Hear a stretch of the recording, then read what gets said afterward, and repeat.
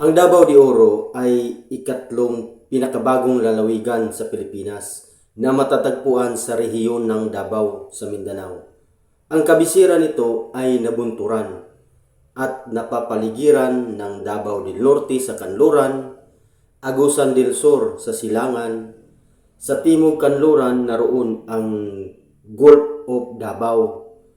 Dating kasapi ang lalawigan ng Davao del Norte hanggang naging malayang lalawigan noong 1998. Dating kilala ang lalawigan bilang Compostela.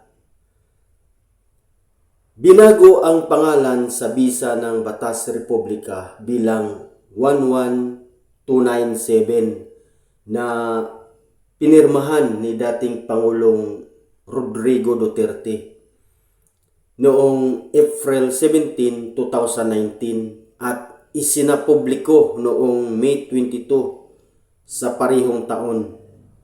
Ipinagtibay ito sa isang plebisito noong December 7 sa parehong taon, kung saan ang 179,958 na mga katao ay bumoto.